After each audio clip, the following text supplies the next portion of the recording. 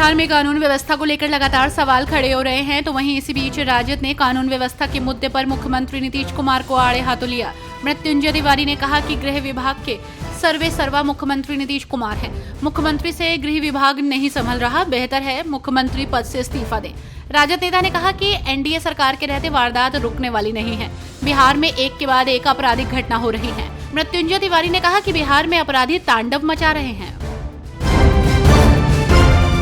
Corona ने एक बार फिर दस्तक दे दी है, जिससे लोगों की परेशानी बढ़ गई है। तो वहीं इसी बीच हरियाणा सरकार में स्वास्थ्य मंत्री आरती राव ने कोरोना को लेकर अपना बयान दिया है और कहा है कि किसी भी प्रकार की कोई दिक्कत नहीं आने दी जाएगी और कम केस आए हैं, कोई डरने की बात नहीं है। दिल्ली में ज्यादा केस आए हैं, हरियाणा बिल्कुल दिल्ली से सटा हुआ है, इसलिए हरियाणा में फैल सकता है।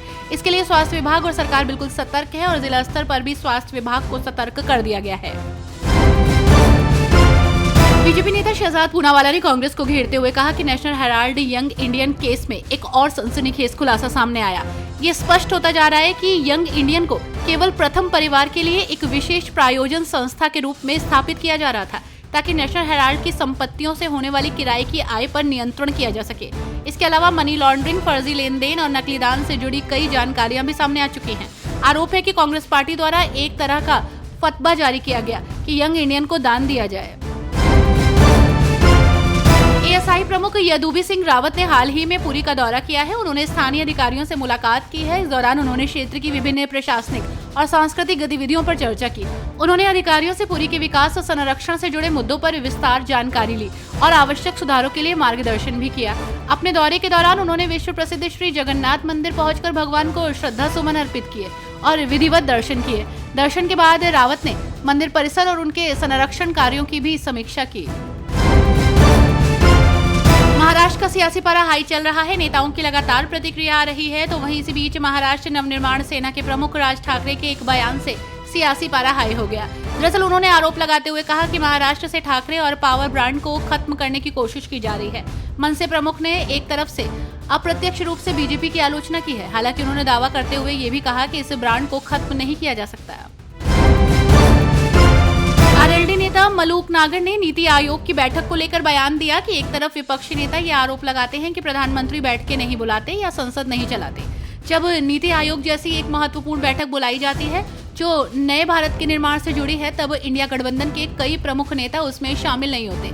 सदन में उनकी सीटें खाली पड़ सकती हैं। उन्होंने कहा कि सभी राजनीतिक दलों को आपसी मतभेद बुलाकर ऐसी बैठकों में हिस्सा लेना चाहिए।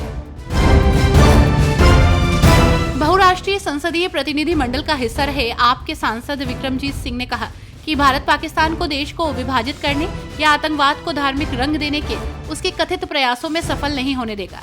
विक्रमजीत सिंह प्रतिनिधि मंडल 7 के सदस्यों में शामिल हैं, जो 22 अप्रैल को पहलगाम आतंकी हमले के बाद सीमा पार आतंकवाद पर अपना रुख पेश करने के लिए भारत के कूटनीतिक प्रयासों के तहत मिस्र, कतर, इथोपिया और दक्षिण अफ्रीका का दौरा करेंगे। दिल्ली सरकार ने राष्ट्रीय शिक्षा नीति 2020 के तहत स्कूलों में 6ठी से 8वीं कक्षा के छात्रों के लिए प्री वोकेशनल शिक्षा कार्यक्रम शुरू करने का ऐलान किया है।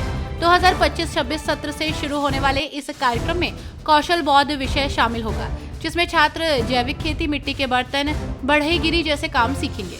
इसका मकसद छात्रों में व्यावसायिक कौशल विकसित करना है। कांग्रेस नेता अशोक गहलोत ने एक बार फिर भाजपा और जांच एजेंसियों पर हमला बोला। दरअसल उन्होंने कहा कि राहुल गांधी और सोनिया गांधी पर जानबूझकर ईडी का केस दर्ज किया गया है।